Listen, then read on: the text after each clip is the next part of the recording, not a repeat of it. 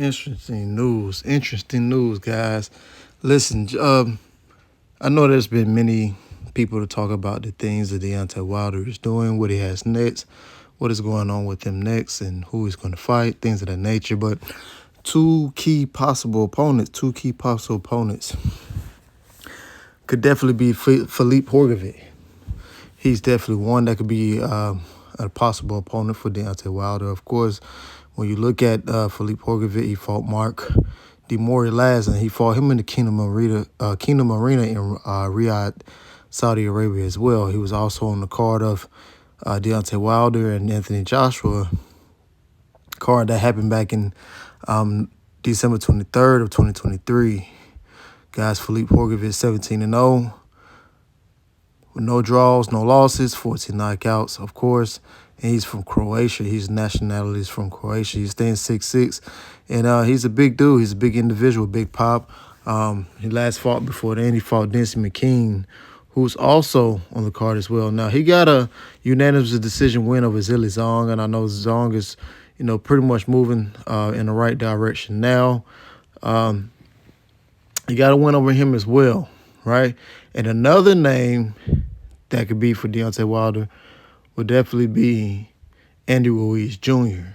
Andy Ruiz Jr., of course, who has fought Anthony Joshua, actually stopped him in the first fight. And then, of course, Anthony Joshua boxed him to a unanimous decision in their second fight as Andy Ruiz came in oversized and overweight. Although he's a heavyweight, but, it wasn't the best conditioning weight that could have helped him get the victory in the second fight. With that being said, Andy Ruiz Jr. is 35-2, right, with 2 losses, no draws, he haven't been knocked out, but he does have 22 knockouts.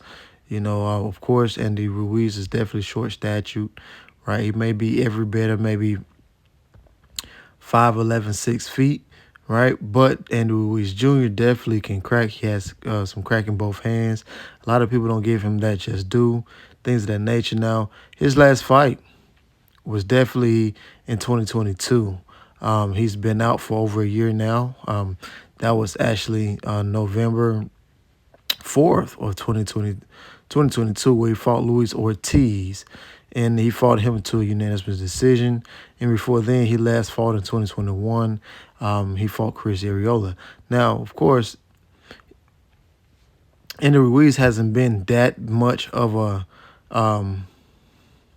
person or a fighter who has been that active. He fought, May 5th, 2021. May 1st, 2021. Then he fought again November 4th, 2022. Of course, he's fought in Saudi Arabia before. Of course, when they fought, that was at a different area, and that was Diriyah. So that's where they fought, Diriyah, Saudi Arabia. So I'm definitely looking forward to seeing Deontay Wilder back in the ring very, very soon. There has been talks that he would definitely be on the undercard of Anthony Joshua and, of course, the guy everybody's talking about from the UFC, Francis Ngannou. So that could be a possible matchup for Deontay Wilder with those two key names, Filip Hrgović and Andy Ruiz. But the thing about it is, Andy Ruiz, he's coming back from a long layoff as well. Of course, we all know he just had surgery. So we don't know how that's going to work out. But I do know how the Sheiks and Saudi Arabians work. Once they have who they want for the main events, then they start trickling down, working towards the other fights. We will definitely have more names this week. I also know Filip Hrgović. He's also a mandatory position right now for the IBF. So that may be a fight that doesn't take place, but it can take place. The reason why it doesn't take place because Filip Hrgović has stated that he knows that, although Deontay lost to Joseph Parker, he believes that Deontay Wilder still has a lot left in the tank, and it would be a tough fight when he's already in a mandatory position. So with that being said, we can only look for Deontay Wilder to fight Andy Ruiz, but there's still hope for a Filip Hrgović fight. Now, there's been other names put out there just yet, but those haven't been the names that I've received.